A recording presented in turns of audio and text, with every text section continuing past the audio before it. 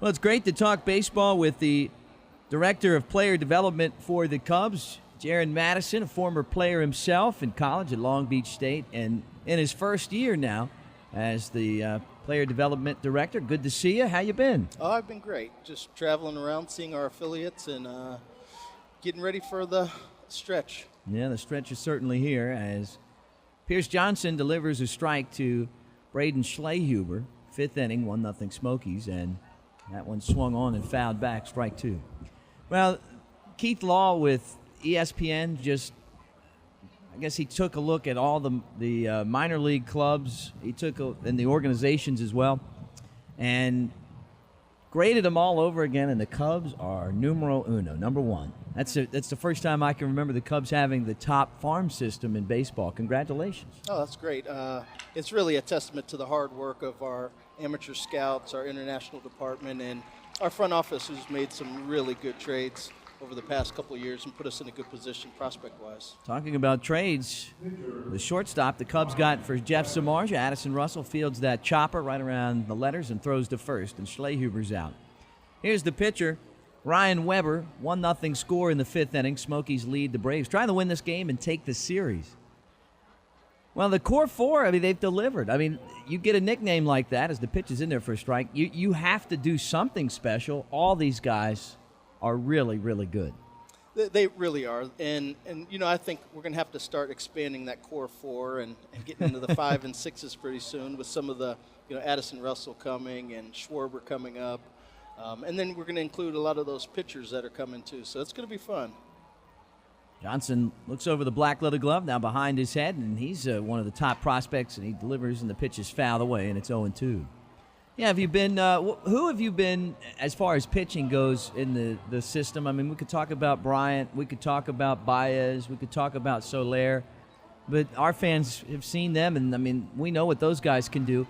As far as players that haven't gotten here yet, pitching-wise, who's on the horizon? Who do we need to really keep an eye out for? One guy that's really bounced back this year has been Dwayne Underwood. He's done a really good job this year, just refocusing in the offseason, taking this seriously and realizing this is his job. And, he's really taken off this year as far as stuff and performance and really buying into the type of pitcher he needs to be. That swung on and missed, strike two, as we talk to the Director of Player Development with the Cubs, Jaron Madison, his first year to do this, but we've talked to you a lot. I feel like I've seen you around quite a bit, starting in spring training. And for you, we were talking earlier today, the fun part of the job is watching guys like Underwood develop. Absolutely.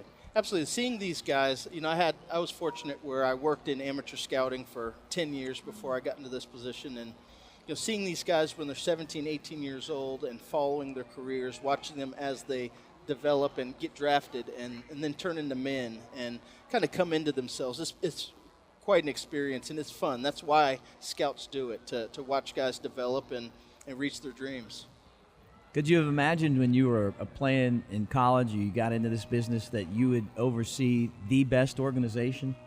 No, it wasn't a dream. I always thought I was going to be a major league player. When I got to Long Beach State, I realized I wasn't that good, and I need to think about doing something else. And I'm blessed. People say, you have a dream job, and my dream job would be playing on the field, but this is a close second, and I love this. Jose Peraza swings and misses, strike three. And the inning is over. That was a fast inning. I know I told you a half inning, but I want to ask you about Tony Gwynn. Would you stick around and talk about Tony? Sure, absolutely. One more half inning with Jaron Madison. And Johnson just cut through the Braves like a hot knife through butter. We head to the bottom of the fifth inning. It's still a Smokies 1, the Braves nothing. All right, thanks so much. 1-0 Smokies as they come back to the plate. Luis Flores, Pinchi Chen, and then the pitcher spot where Pierce Johnson is in the start tonight. The Smokies with a run in the first inning. Lars Anderson, his first Smokies at bat, doubled home Addison Russell. We're talking with Jaron Madison. He's the Director of Player Development for the Chicago Cubs. You were with San Diego, and I asked you about Tony Gwynn. As a kid, I remember going in the backyard and trying to emulate the swing of Tony Gwynn. I remember collecting his baseball card, the smile. He just always seemed like the kind of guy, and for me living in Baltimore, that was like Cal Ripken Jr. It was just the West Coast version of Cal. Sure. What was your relationship to Tony, and how's it been dealing with his passing? I had more of a passive relationship with Tony. I knew him because we work for the same organization. His brother Chris is one of my best friends, and getting a chance to see Tony and see all the lives and people he touched on and off the field. I mean, as good of a player as he was, I know it's been said a lot, but he was even a better person off the field, better father and friend to all those people who were fortunate enough to call him a friend. So, it's a tremendous loss, but nothing's guaranteed in this life, and he touched so many people that's kind of the legacy he left, and that. Flores swings and rolls one past the diving Kibitsin in the left field for a hit. He flew out to right his first time up. This time he singles. And now Pin-Chi Chen 1-for-1 with a single to right field coming to the plate. 1-0 Smokies in the fifth. How's his family holding up? I think it's tough. I think it's been tough just dealing with, the fact that, you don't have him around anymore. That smile, that personality, the laugh, all the things that. The aura. The aura of Tony Gwynn, exactly. And, they're dealing with it, but I know it's tough. Yeah, there's certain people you meet in life, and there's just that light that follows them.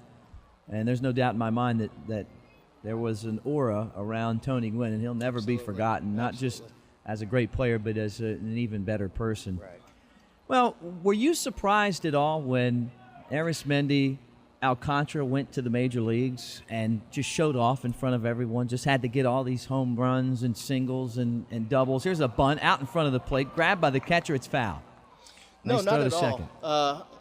He just had to show everyone. He's a special player. I mean, last year I got a chance to see him play here with Tennessee, and just meeting him and getting a chance to see his personality and how hard he works, how dedicated and how much passion he has for the game. I don't think there's anyone in the organization that's been surprised by what he's gone up there and done. He plays with so much life and it really has fun, when he gets up there. And, he can impact the game with his speed, with his defense, and at the plate from both sides of the plate. Most of the people in the organization thought that there's a good chance when he got called up for those 2 days to replace Barney, when he went on paternity leave, that there's a chance he wasn't coming back. He was going to stick around for a while. He's there now.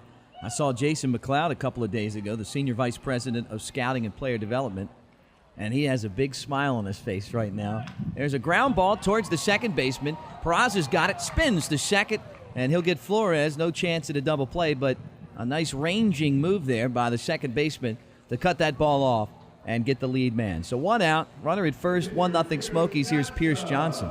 You could tell, I could tell when I saw Jason that he's really excited about Alcantara, and then all the guys you have in Iowa, including Soler, who left here a couple of days ago, and Bryant, who we saw just obliterate the Southern League in the first half. And Baez did the same thing last year. They're all up in Iowa right now, knocking on the door.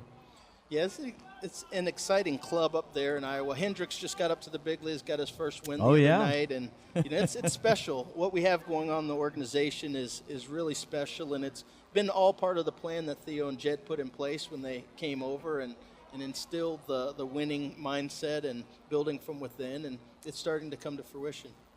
1-0 Smokies. Johnson trying to bunt the runner to second base, and the pitch, bunt it right out in front of home. Schlehuber's got it, pumps towards second. He's not going to throw there. He'll go to first. Good job by Chen to get a sprinting lead and get to second base. So the sacrifice goes down 2-3.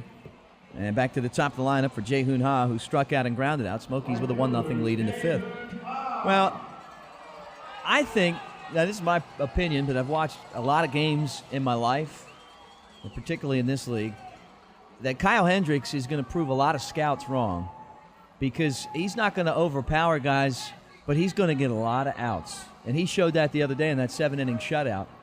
It just feels like for him that he's one of those pitchers you go up there and go, hey, I can hit this guy, and then when you're 0 for 4 at the end of the night, you're still scratching your head. Yeah, absolutely. He's just a special guy as far as command's concerned, really knows what to do with the ball and can put it where he wants to. He's not going to overwhelm guys. He will show you 95 at times, and he can dial it up when he needs to, but he knows that he doesn't have to go out there and try to blow it by guys, and it's just as good to induce contact early and get early outs as try to strike everybody out, and he really understands that part of the game. And he's also a professor off the field. He's studying tape. He's watching the games to pick up tendencies. He's the smartest pitcher that the Smokies have had in my time here. Eric Jokic is up there as well, but no one studies more than Kyle Hendricks. Yeah, and it pays off for him. Absolutely. I mean, just being up there in Iowa and watching Jokic and Hendricks prepare for the games and watching them just watch videotape day after day and really taking notes on the guys they're going to face. It was special. Good to see. High flies out to right, and that ends the inning, and that also ends our time with Jaron. But great to see you. Congratulations on, of course, the top farm system in all of baseball. Smokies fans really happy about the extension and affiliation that's going to keep you guys here in Tennessee for another 4 years at least. And we're looking forward to these guys getting to the major leagues and the Cubs winning a World Series. Great. Thanks for having me. I appreciate it. Jaron Madison, he's the director of player development for the Cubs. When we come back, sixth inning, it'll be Wren, Kubica, and Hunter for the Braves. Smokies 1, Mississippi 0.